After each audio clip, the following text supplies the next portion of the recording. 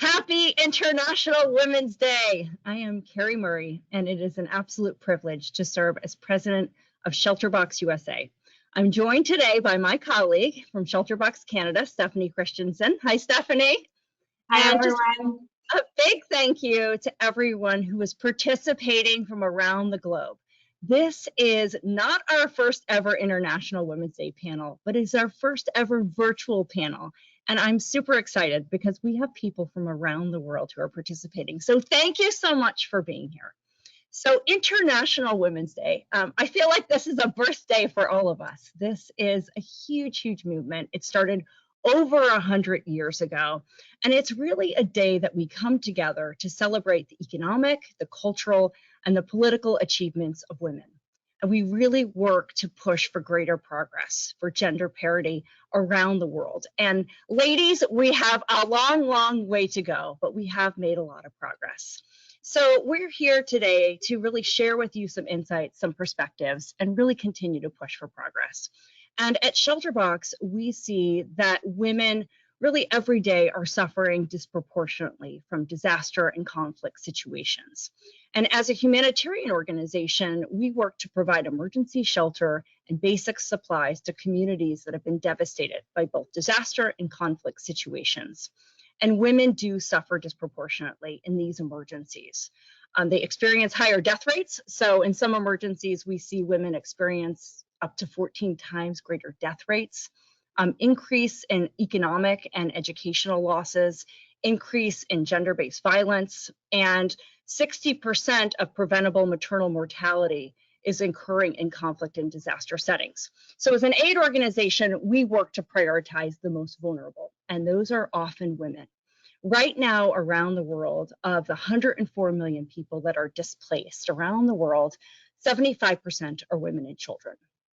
And yet women are critical to community recovery. They often serve as first responders in emergency, and they are absolutely pivotal to recovery in their communities, in their homes and in their communities. So we work to really prioritize them. I want to quickly turn it over to my colleague, Steph Christensen, and then I am going to introduce to you our incredible panel. Thank you, Carrie, and thank you to all of you for being here today. We're so excited to have you. Shelterbox works in a variety of remote and very challenging contexts to ensure that no family was left without shelter. Having deployed with Shelterbox 3 times, I'm always struck by the incredible resilience of communities, especially the women. What stands out the most to me, though, is the capacity that women have to enact change in their communities. In Fiji, after Cyclone Winston, which is the equivalent of a Category 5 hurricane, we met families who had lost absolutely everything and parents who had to hold their children above their heads for hours on end because the storm surge was up to their armpits. If these challenges weren't enough, a second cyclone passed through while we were there. Despite not having homes themselves, we worked with this incredible group of women who volunteered for the local Red Cross. They went around before the cyclone hit, ensuring that everyone had a safe place to stay for the second storm. Once it passed, they also ensured that everyone is able to attend our training sessions, that we reached all of the families who needed shelter the most, and that their community was able to use the aid provided to start the recovery process. Through our evaluations, we could see the direct impact that these women had on promoting rapid recovery. This is something that we're seeing time and time again all over the world. Today, we're here to celebrate women as change makers. I really hope that you enjoy your panel, and thank you so much again for your support. Awesome. Thank you, Steph. Now I am going to introduce this incredible group of ladies, and I want to start with Marie Kagaju Longhorn. Marie is a leader in international development and corporate social responsibility. She was born and raised in Rwanda, and as a political affairs officer for the Organization for the Prohibition of Chemical Weapons, Marie played a major role in convincing 7 African countries to ratify the Chemical Weapons Convention Treaty. She's worked as a program specialist for the UNDP in Mali. She's worked in Kenya. She's worked in the Central African Republic. and now she lives here in the United States. In 2008, Marie moved to California, and she has remained very active in international development. She's working with Malaria No More, Seeds of Empowerment, Teach AIDS, One World Children's Fund, and she's also served with the Middlebury Institute of International Studies up in Monterey. So welcome, Marie, to the panel. Thank you for having me, and happy International Women's Day. Thank you so much. Next, I want to introduce a Rotary International Director, Valerie Wafer. And Valerie joined Rotary back in 2005, really in order to fuel her passion for making a difference. She was a Rotary District Governor of District 7070, and that's in the Greater Toronto Area in 2013 and 14. And she's continued to serve in a leadership role with Rotary International. She has done so many things. She currently serves as a director with Rotary International, and she also helps to lead the EDI group for Rotary. Valerie formerly owned several Tim Hortons franchises. And Valerie, thanks so much for joining us today. My pleasure. Next, I'd like to introduce a dear friend of mine, Leslie Zemeckis. She is a best-selling author. She's an actress. She's a writer and award-winning documentarian. And Leslie has written one of my very, very favorite movies, which is called Mabel Tiger Trainer, as well as Behind the Burly Q, which ran on Showtime. She's currently working on a mentorship program, and it's called Stories That Matter. And she's mentoring young girls between the ages of 18 to 25, helping them to tell their stories. Welcome, Leslie. Thank you. Thanks. Next, we have Elizabeth Silva. And Elizabeth is Assistant Director of the Women's Empowerment and Gender Equality at the Asia Foundation. She is a gender equality specialist, and she works at the intersection of women and girls' rights and economic growth, education, and health. She oversees the Asia Foundation's economic empowerment portfolio to advance women's entrepreneurship, employment, and girls' educational opportunities. And Elizabeth, we are so thrilled to have you. So thanks for joining us. Happy to be here. Next, I'd like to introduce to you Jennifer Lynch. And Jennifer Lynch serves as Senior Vice President of Corporate Social Responsibility at Paramount Pictures. She holds a master's in public administration from NYU's Graduate School of Public Service, and she specializes in urban economic and community development. She has been a really incredible advocate for corporate social responsibility, and she's created and co-founded what's called LA Community Leaders, which really seeks to expand the positive impact of businesses in Southern California communities. She's also a mentor for Step Up's mentorship program, and she has spoken so many times on both female empowerment and corporate social responsibility. And we are so grateful to have you, Jennifer. So thank you. It is such an honor to be here with this distinguished panel. Thank you for having me. Awesome. Okay, Kate Bollinger, our Senior Gender Advisor for USAID's Asia Bureau and the active Division Chief of Policy and Strategic Planning. Kate really supports the integration of gender across USAID's programming in Asia with a focus on gender-based violence, women's economic development, and women's leadership. She supports USAID's Asia strategy and policy development. Welcome, Kate. We're thrilled to have you as well. Thanks, Carrie.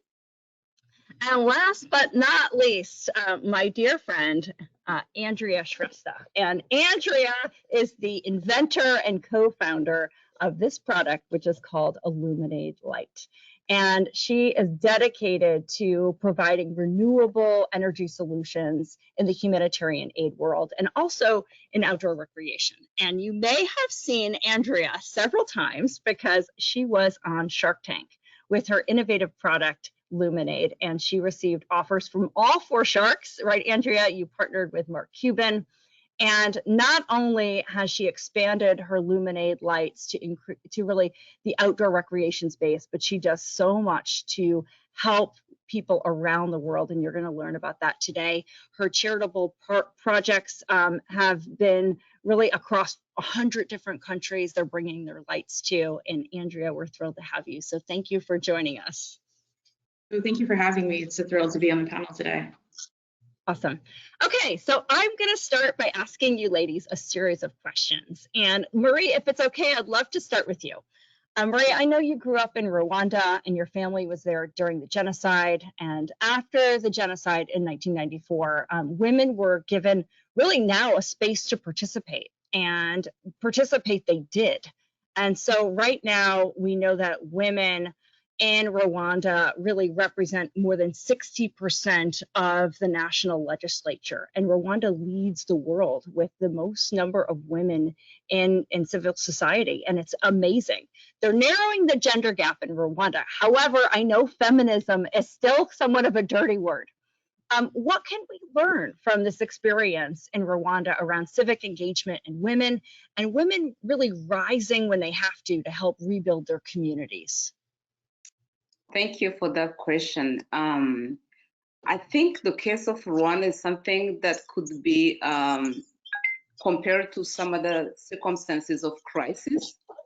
When in crisis, we know who stands up and who is working hard, sometimes with so many limited tools.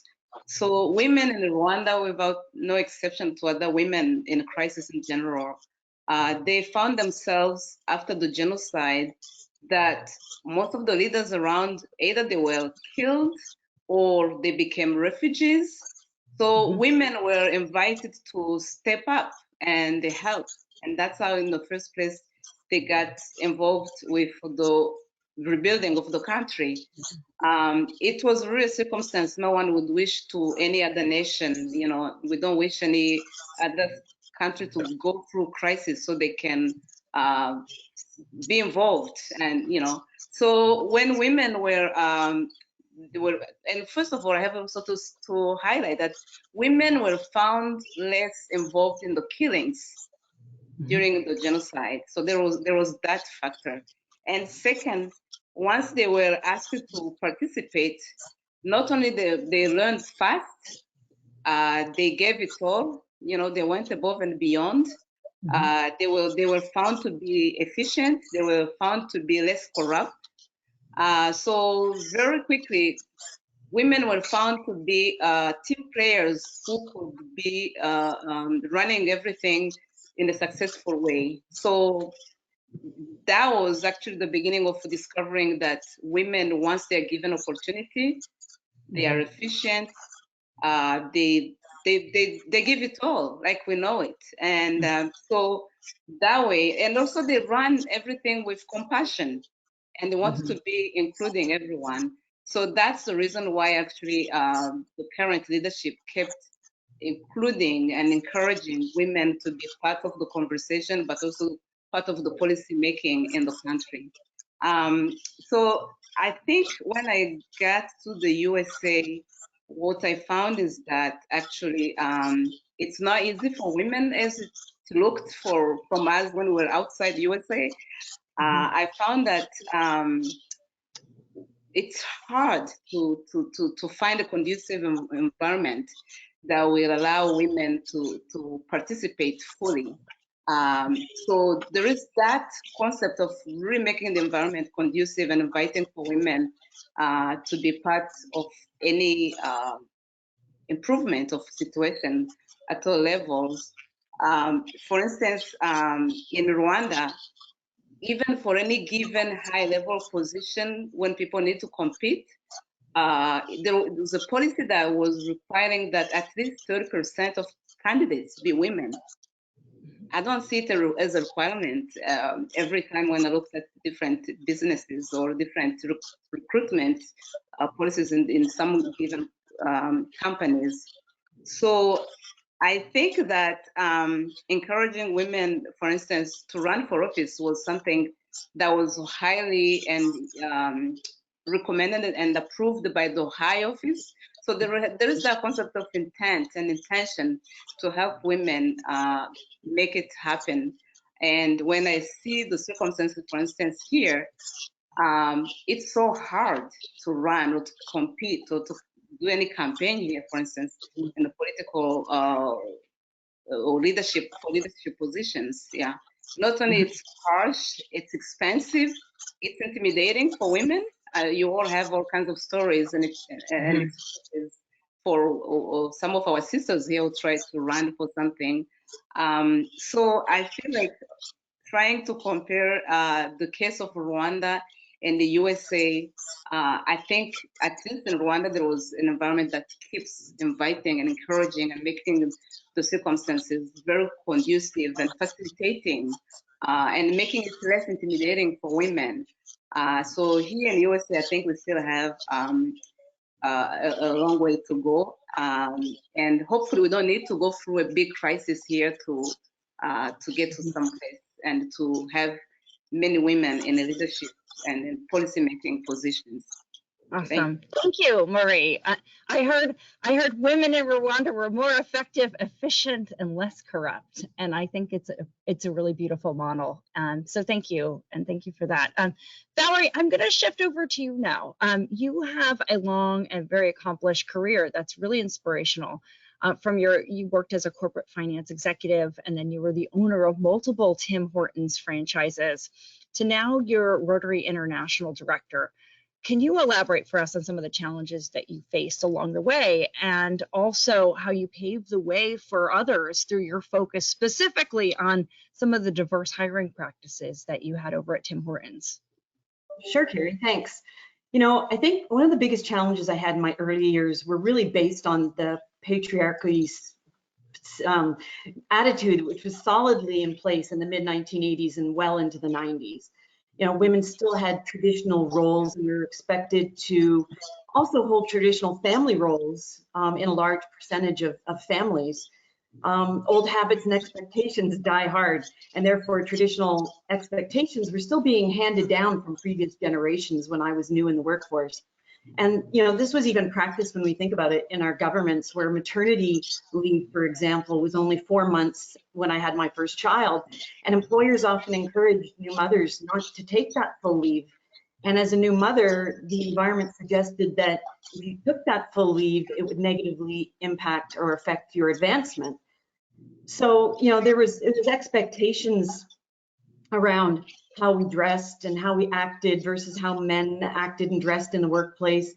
And it wasn't at all unusual, despite me being an executive and having a seat at the board table, to have a male manager suggest that I arrange for coffee to be delivered, right? I mean, it sounds funny now, but back then you simply did it because it was the accepted norm, right? Today we recognize this as stereotypical gender expectation or even pseudo inclusion, right? You have a seat at the board table, but there was a cost, and that cost was to really hide parts of you. And that part was, you know, being female, having family obligations that meant you had to leave work at 5 p.m. because you were on daycare pickup. And Carrie, I know you and I spoke about this. It was really a stressful time, that part of our life. Owning my own company obviously changed that for me. I was 30 years old with 2 small children, but for the first time I was firmly in control, which kind of sounds like an oxymoron, but it was so true. This was a pivotal moment in my life and an opportunity for me to pave the way for the underrepresented.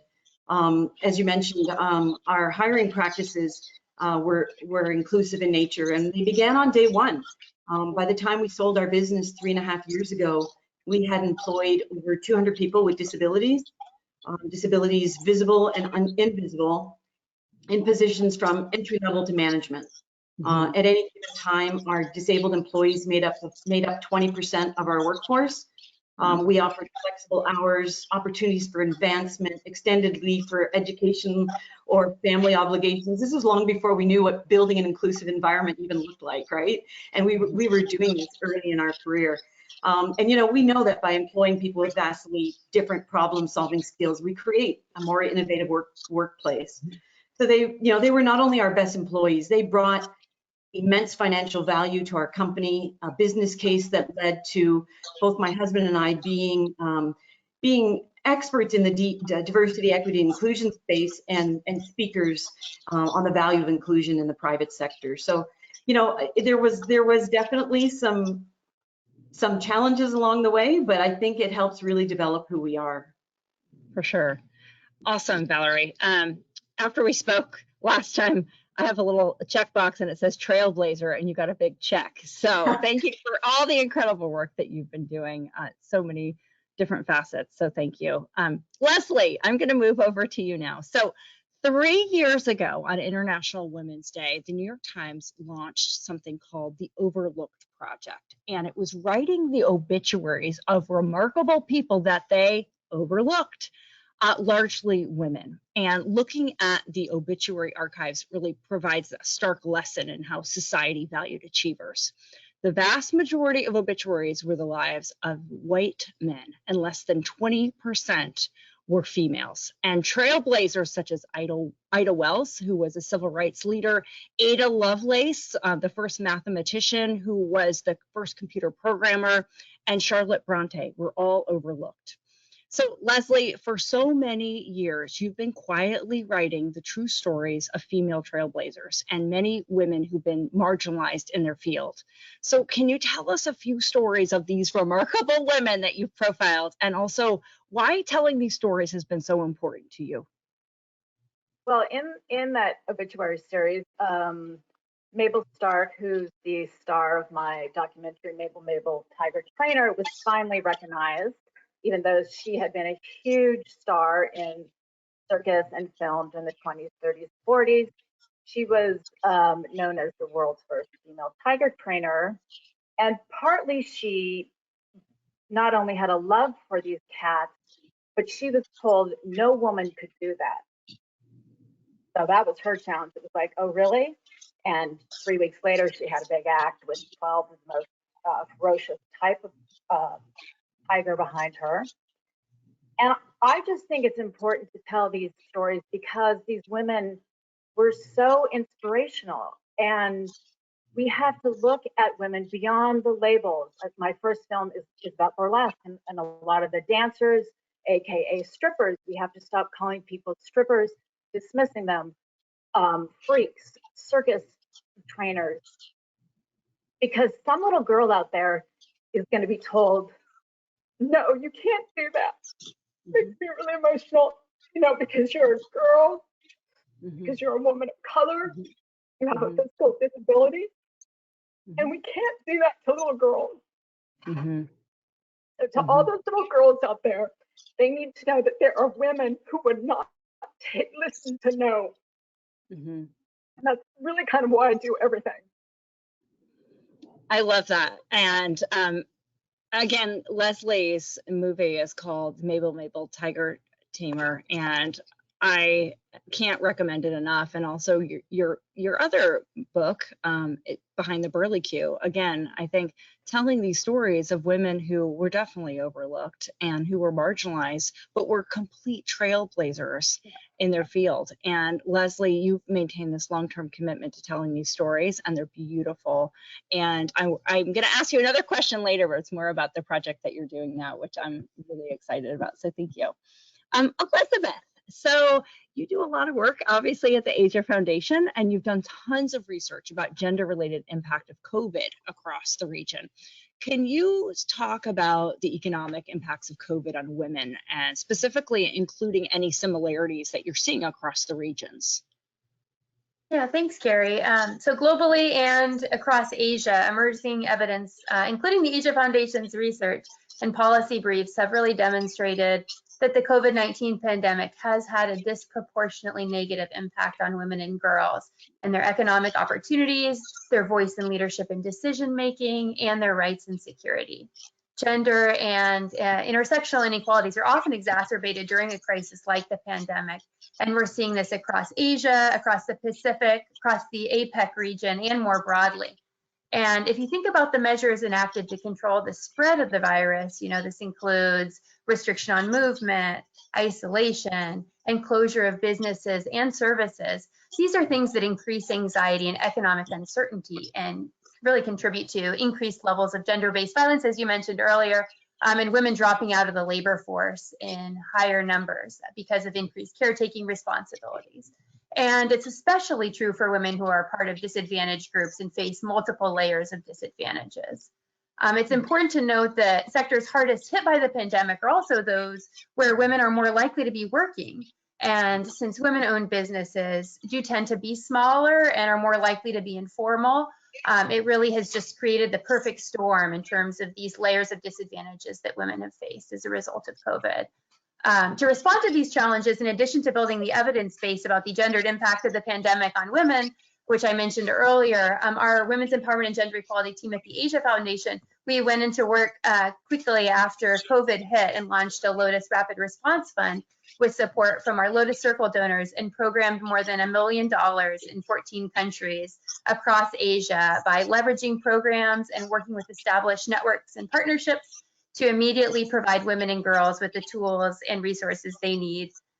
We focus on a few priority areas, including the enormous increase in gender-based violence and economic empowerment.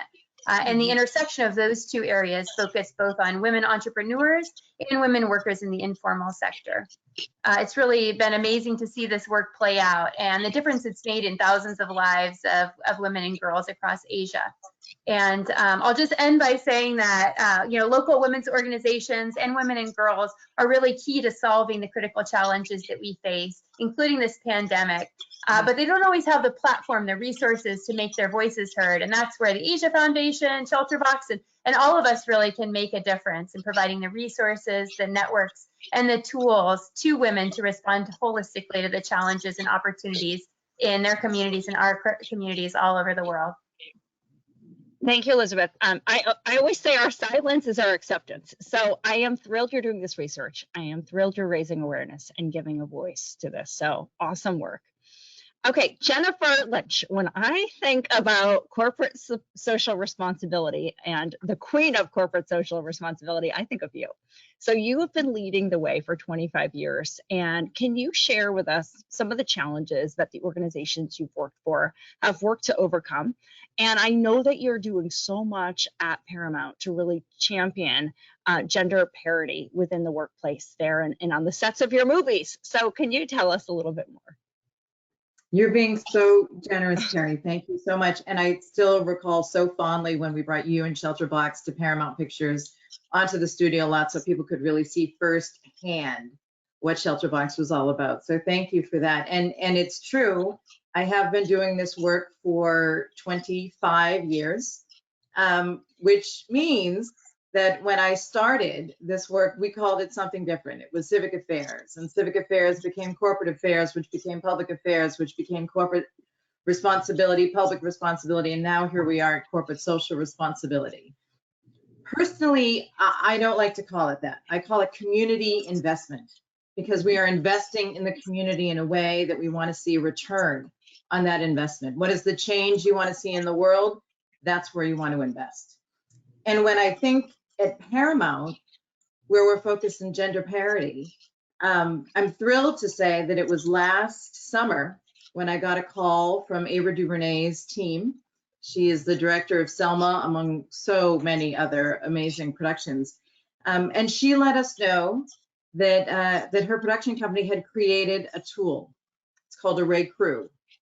And through this tool, it includes candidates who are only women and people of color for below the line crew positions. And what that means is that we have a whole tool that all of our productions can use to make sure that we are bringing women into the forefront, that we are considering women for production positions like location manager and assistant director and costume designer, and that we are truly creating stories by and for the people that we are sharing them with. It's an exciting time for us. We have invested significantly in the Array Crew tool. We have a multi-year commitment. We have skin in the game to make sure that in the future that our content will be made for women and it will be made by women. I love that. And Jennifer, we talked a lot about that, how you guys are specifically investing in the content development end of it too, right? So you're really trying to create content that's much more representative of your audiences, right? So, which is awesome. Okay, Kate Bollinger. Okay, you are doing incredible work at USAID, and I know that you and your group are really deeply committed to advancing women, to advancing peace and security. Why is it important right now to ensure that women are active participants and leaders in peace and security efforts? Thanks, Carrie. Thanks for that good question on why women and peace and security is so important, and especially right now. As you mentioned in my bio, I'm coming from the perspective of the international development sector, specifically the United States Agency for International Development. As a little background, we just prioritize gender equality as a core part of our development work. We know that that needs to be central for our efforts to be effective. So specific to your question on gender and peace and women and peace and security, we know that women's participation in conflict prevention and resolution is critical. It improves outcomes before, during, and after conflict. However, despite this, their role as active agents of peace often goes unrecognized. And we know that women also have different experiences during conflict that need to be understood and considered in resolution. For example, violent conflict disproportionately affects women and girls and intensifies pre-existing gender inequalities. Just to give a few more tangible data points, we know the participation of civil society groups, including women's organizations, makes a peace agreement 64% less likely to fail. We know that when women participate in peace processes, the resulting agreement is more durable and better implemented. Higher levels of gender equality are associated with lower levels of conflict. And finally, female security officials frequently have access to populations and venues that are close to men, and that gives a different perspective on risks and security. Despite these facts, women are still too often removed from efforts to prevent or end conflict. And that's why at USAID, we place a strong emphasis on ensuring women have strong roles in peace and security. Our work is grounded in the US Women, Peace and Security Act and the recent US Strategy on Women, Peace and Security, so we have a good foundation to build on. Just to give you a sense of what we do in this space, since 2017, we've supported the participation of 70,000 women in political and peace building processes around the world. I'll just give a couple examples from Asia, since that's where my work is focused. In Burma, we had a great program that addressed common barriers to women's participation in the formal peace process. We supported a rapid response fund that provided women with resources such as childcare, transportation, and training, and allowed them, it was a very flexible fund, so it allowed them to attend and influence national dialogue peace processes when they had the opportunity. The program also increased ethnic women's capacity to influence peace dialogues. A second example in the Philippines, where women hold a very strong influence in the family, business, and political decisions. It's critical to strengthen their leadership skills to support peace.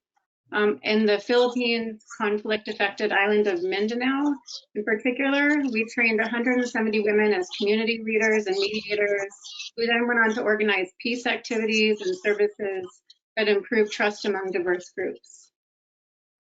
Those are just a couple of many examples we have, but it's clear that bringing women's leadership and participation into peace and security is essential to achieving sustained peace. Thanks.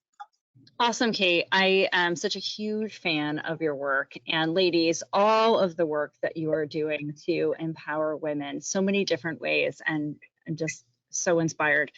Okay, Andrea Shrest, I'm really excited for people to learn a little bit more about your work and the Illuminate lights I mentioned. And I know it was immediately following the earthquake in Haiti, and it was back in 2010 that you and your friend and fellow graduate student, Anna Stork, invented the Illuminate.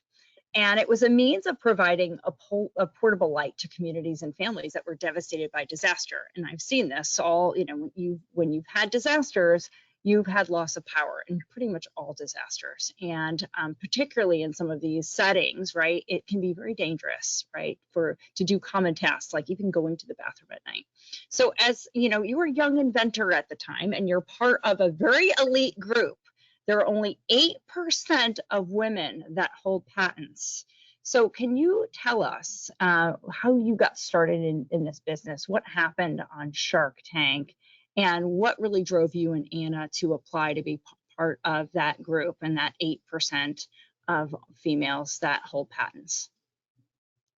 Sure, I mean, those of us that remember that event in 2010, we were all sort of thinking through what we could do to help the situation, whether it was the humanitarian aid organizations on the ground, but then us as students, design students, we were really trying to think through, you know, without a ton of resources, what could we do to help people who are in a tough situation there on the ground?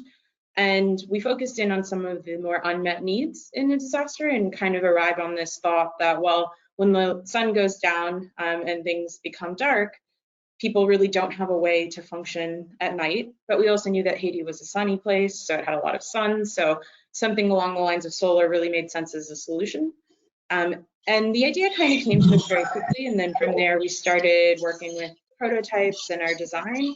And I think at some point we just stopped and considered the fact that, you know, did we think that something like we had created existed? No, we didn't think it had. And then also, do we think it was something that could help people? And the answer to that was yes. And so at that point, we were just sort of putting one foot in front of the other. And then I think from there, kind of, we expanded our goals of understanding how Luminate technology would work in off-grid areas. And so we did some testing and you know, further prototyping and surveying of a lot of charities that we were in touch with at the time. And then ultimately, you mentioned Shark Tank. So a few years later, we ended up on the TV show Shark Tank with the opportunity to sort of present our idea to the world, get some investment money in the process.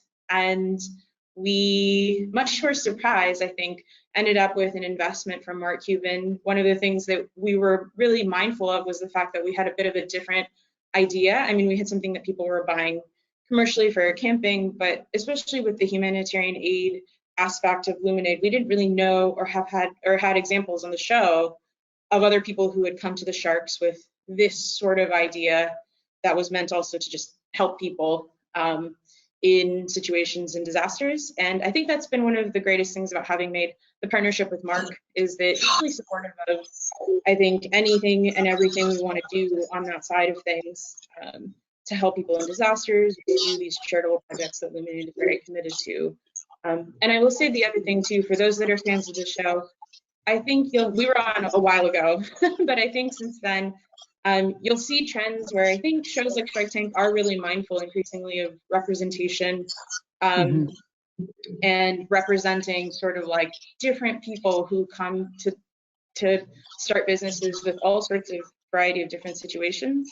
And as two females on the show, we wanted to at least try our best to set a great example because there's a lot of young people that watch the show. So we wanted to just, I guess, convey the concept that you can do this too, whether you are male, female, wherever you're coming from with it.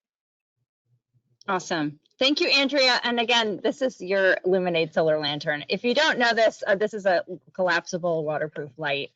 And we include these lights as part of the shelter box. And in conflict settings, all forms of violence against women increase. So lighting, particularly important for safety, and lots of other tasks, getting back to work again, reading, and just we're so grateful for these lights. So thank you, Andrea. Okay, ladies, I'm going to ask you each a question. These are going to be shorter questions, so maybe 1 to 2 minutes per question, and then we're going to move to some participant questions as well. So we've been getting a lot of chat in, which is awesome. Continue to chat in your questions for our amazing panelists. But Marie, I'd like to start with you.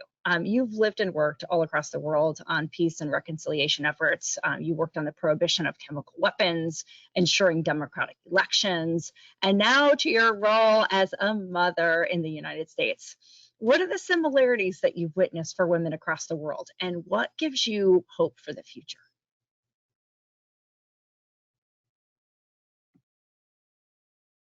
Marie, you're muted.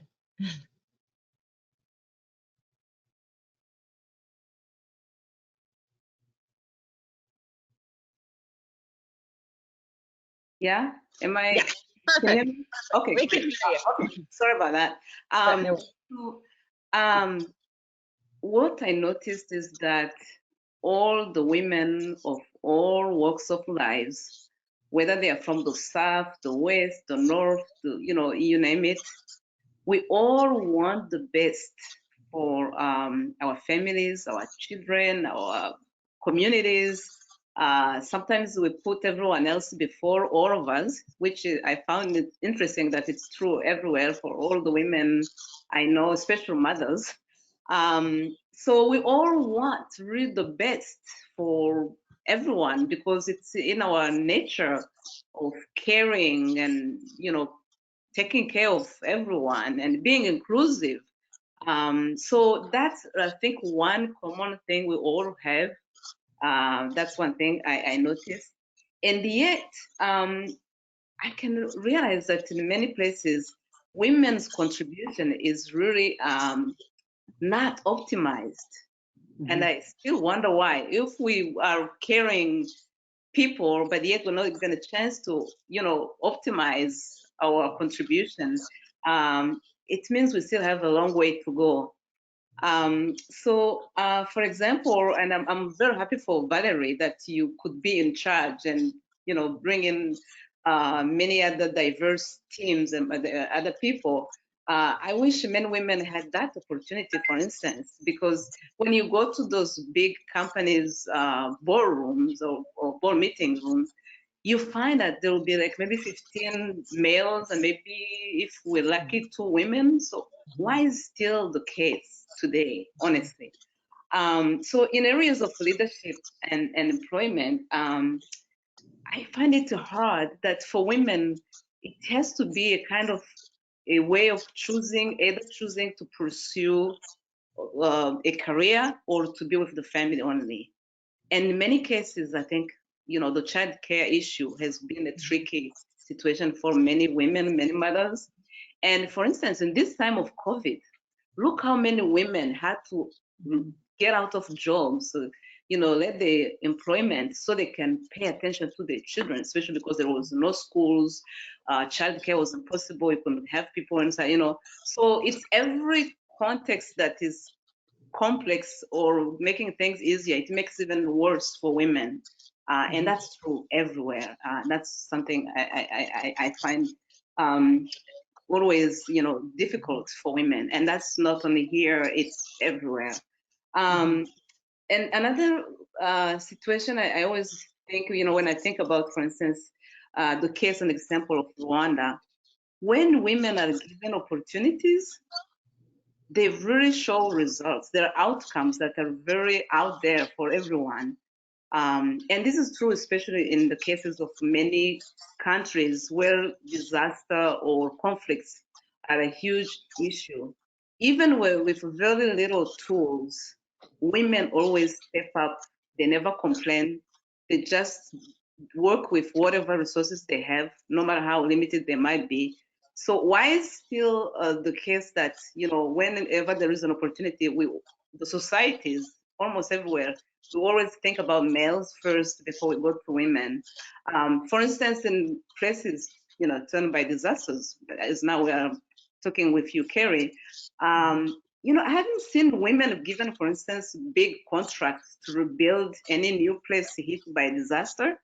I think we always go first to the companies, big name, male-owned companies. So we still have a long way to go.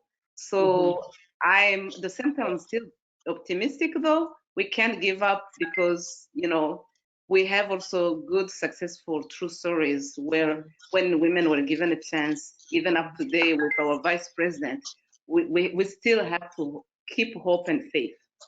Thank you. We do. Thank you, Marie. And you're right. And ladies, while this is a lot about celebrating achievements, a lot of it is also raising awareness. And when we look at closing the gender gap, we are still a long way to go. We are unlikely to see it in our lifetime. It's probably going to be 100 to 150 years is what they estimate. And you mentioned the corporate boardrooms. And yes, Marie, women are largely underrepresented in the corporate boardrooms, and we need to keep pushing for progress. So Valerie, you are a senior ranking leader within Rotary International. It's one of the oldest service organizations in the world. It's in over 200 countries. Can you share just how far Rotary's come in its 116 years regarding just gender equity? And really, can you share some of the changes that you've seen, but also how you personally plan to help accelerate the movement? Sure. So Rotary began with one man, Paul Harris, and 3 of his friends in 1905 in Chicago. And it's only been 32 years that women have been granted membership in Rotary, and it took the Supreme Court decision to have this occur. So today, women make up 23% of our global membership. And so, as you say, Carrie, we've got a long way to go to gender parity, but the numbers do continue to increase.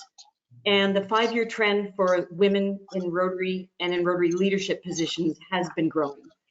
So currently our policy documents attach tenure to many of our leadership roles. So you have to have been in Rotary a certain amount of time before you can apply to the next level of leadership.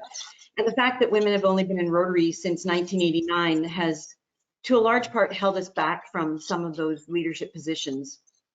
But the great thing is that currently we're looking and reviewing all policy that's based on these tenure requirements, and we're looking at our governance models and how these volunteer roles need to evolve to suit our next generation of leaders.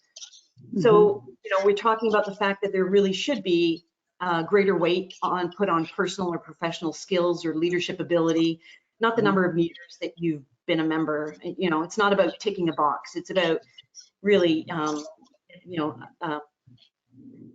being the best that you can be in the position that makes sense for you. And the thing is, we know that progress never happens as quickly as we all want, but progress is being made. And if I can just say that 3 years ago, there was no women on the Rotary International Board. And last year there were 2. This year there are 6, and next year there's going to be 8. 8 out of 17. So for the first time in the history of our organization, we're going to have gender parity, or very close to gender parity, on the board. And in 2022, we'll have our first female president, Jennifer Jones from Windsor, Ontario, Canada. So we are really, really excited about what this means to our organization. It's so necessary, but we all know that we need to promote and develop female leaders in our clubs and our districts, because this is where it really starts. It really starts in our communities. And so I am very excited about where we're going, and I'm excited to be part of the change for Rotary International. Thank you so much, Valerie. I got the chills. I'm a Rotarian and a member of the Montecito Rotary Club, and I'm thrilled that Jennifer Jones is coming in as our RI president next year. Okay, Leslie, you recently launched the initiative called Stories Matter. And can you share us a little bit more about this project? I know you're really targeting women, young women, to help share and surface their stories. So why did you start it, and what are your goals for it? You're muted. Yep. Nope. Muted. No? I didn't mute me. Perfect. You're in. Am I here? Yeah. Okay. I started it because I think girls and then into women are not taught that their story matters, the story of their community, the story of their grandmother, and to really help young girls find their voice and let them know that their story matters, that it's important. And then for them to give back then to the next generation. My logo for the program is a circle. It's not I'm at the top teaching them. It's like we're in together, and I'm passing this to them, and I hope to teach them to then pass it on, that you don't have to have a certain amount of success to say I have knowledge and I want to then give that forth. I think that we all need to raise girls with the power that they have, and that their stories or whatever they're interested in has meaning, and how to do it. That's awesome. You are giving courage to a lot of these girls and giving them a voice. So I love that work that you're doing. Jennifer, back to CSR, and corporate social responsibility has long been a department within the companies, right? But I think often leadership doesn't really know what to do with CSR. However, in disaster situations or tragedy situations, you're probably the first call, right? So what advice do you have for companies looking to start or really further focus their CSR programs more strategically? And how is Paramount doing that? So thanks, Carrie. I have always had the theory with community investment programs that they need to be aligned with brand strategy, who the company is, what they're trying to accomplish, what role they want to play in the community. A few years ago, I ran an organization called the VH1 Save the Music Foundation. This was a campaign designed to put music programs back into public schools. It still exists now, and it was aligned with VH1, the cable music channel. Back then, they played a lot of music videos on the channel, and so our audience were people who loved music, and so it would make perfect sense that VH1 would establish a community investment initiative focused on restoring music programs in public schools. And because that's what we did, and we did it so well, and it was all we did, we had great success. We won an Emmy, we won a Peabody Award, and we became known as the organization for music education. The same thing with Paramount. Now at Paramount, we are focused very firmly on creating that next generation of America's great storytellers. And I love hearing what Leslie's doing with Stories Matter, because stories do matter, and voices need to be heard, and they need to be encouraged. Every year through our program, Kindergarten to Cap and Gown, we have 100 Paramount employees serving as mentors in public schools in the UK and in the public schools that surround the lot in Hollywood. And at the elementary school level, we are teaching young children to just love story. At the middle school level, we're teaching young children to write their own screenplays through the help of our mentors, and then those screenplays are further performed by professional actors. And at the high school level, our high school mentors, one-on-one, have a Paramount employee that will help them write their own story. And all of these stories are compiled into a book. I happen to have it here. And so these children will graduate high school as published authors. And what a great thing to put on your college application. All of these voices need to be heard, and that's what we're investing in. I love it. Thank you, Jennifer. That's so exciting. Elizabeth, I want to go back to you and talk about, it's been a really tumultuous time, a lot of women leaving the workforce. What policies and practices are needed to support women to stay in the workforce right now and keep their business operating during such a difficult time? Yeah, well, we've really seen the need for holistic policies that support women and families. So that includes flexible work arrangements that recognize the many hats that women wear, but also at the same time support male workers to engage in those caretaking roles during this challenging time are equally as important. Paid family leave for both men and women have made a huge difference. And it's especially needed for women who are doubly or even triply disadvantaged based on their gender and other identities. In addition, echoing what Marie said, subsidies to care centers to help them adjust to safety measures and stay open during the pandemic really remains vital. And in the long term, high quality discounted or free childcare and pre-K programs at large, especially for low wage workers, will be so important to help women remain and re-enter in the workforce after the pandemic. And then just finally, we do see that gender norms that reinforce caretaking being a woman's role, we do see that shifting somewhat, but there's a lot more work that remains. And men and boys play an important role and need to be part of the solution to really advance women's economic empowerment holistically. Thank you. Thank you for that, Elizabeth. And it's encouraging to see that during the pandemic, we're seeing a lot of people step up, right? Men and women stepping up, because there's a lot more to do, especially related to childcare. Staying on that same topic of the pandemic, and I'm going to throw this over to Kate now. We know that COVID-19 has led to a lot more hours online for women and girls, bringing both opportunities and lots of challenges. Can you discuss some of the implications for your work on this relative to gender in Asia? Sure, thanks, Carrie. Very timely question with where we are right now. Just to give a little background, we see enormous gaps around the world in women and girls' access to digital technologies and online spaces. More than half the world's women are not connected to the internet.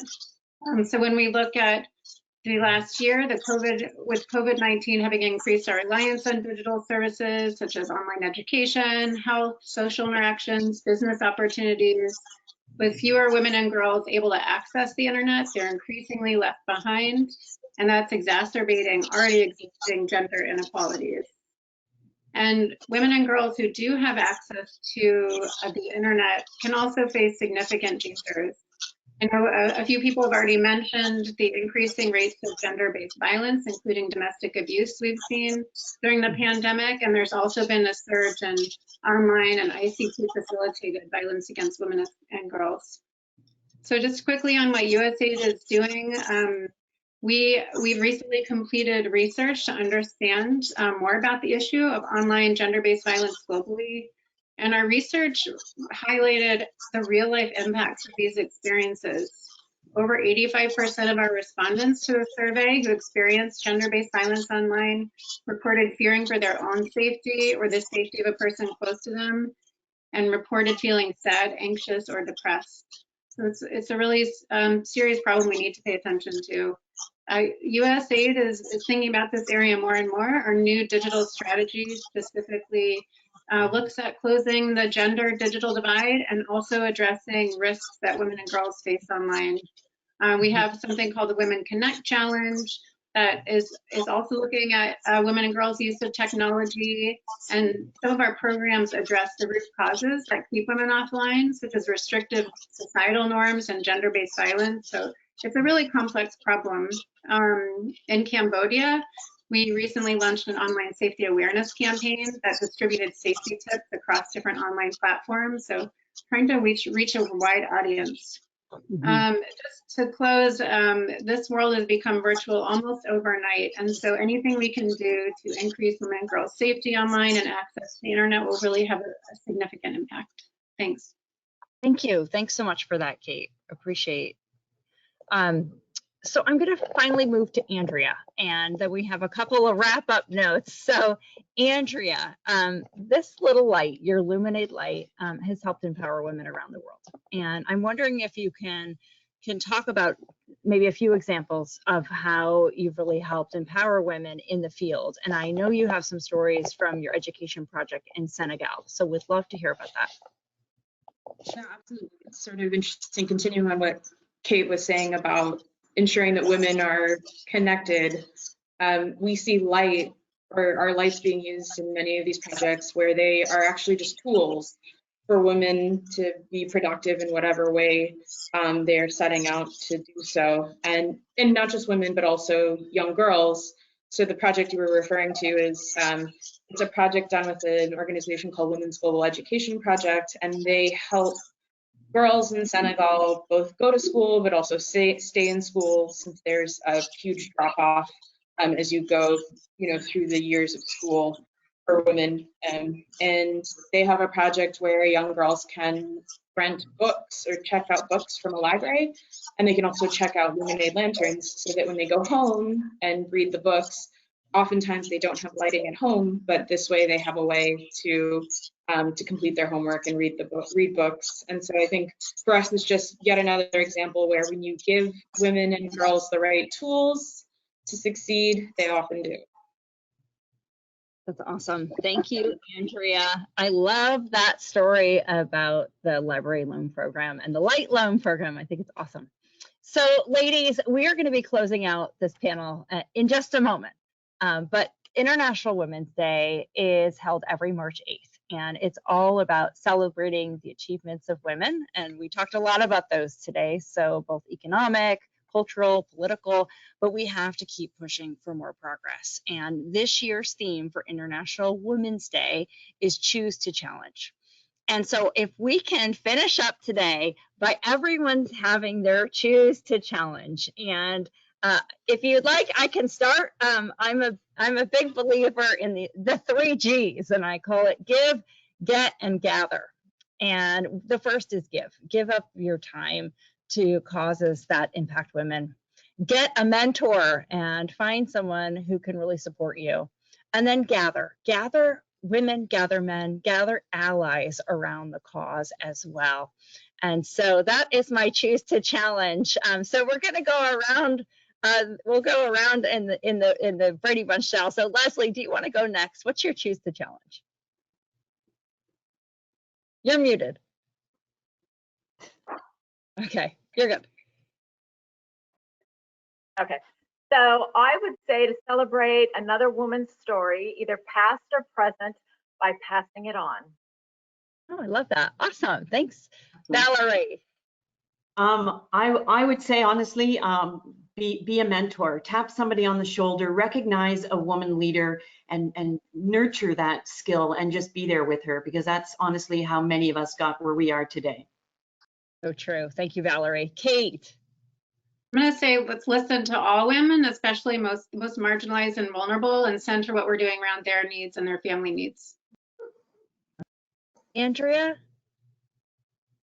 My choose to challenge is that we keep women in particular in mind in tough situations like the current pandemic or even future disasters, emergencies, and crises. Jennifer. According to Forbes, women currently control $72 trillion. It's the greater amount of wealth than we've ever had before. And I challenge women, look at your personal philanthropic intentions. Think about them like your investment portfolio. What are your long plays? What's for your emergencies? What are the things you need to do because your friends and your family ask you? What are those annual gifts that you make to your alumni fund, to your kids' school? But once you've figured out that strategy, give now and give more than you think you can give, whether it's your money, your time, your talent, your expertise, but give now because we need you more than ever. Awesome. There's an old adage, right, Jennifer? Give until it feels good. Keep giving. Elizabeth. I'd like to challenge men to step up and support women and allow women to achieve everything that they can. Awesome. And Marie. I choose to challenge us to work harder to increase women's participation in every aspect, political, economic, social, because when women represent us or get it, they will be including all of us. They won't be having it for themselves. They will be just taking care of all of us. Awesome. Thank you, Marie. And thank you for everyone who's attended today. I have a special request, and if all of you want to go to our website, you can go to shelterboxusa.org/International Women's Day. We have a very special initiative called Shelter Her.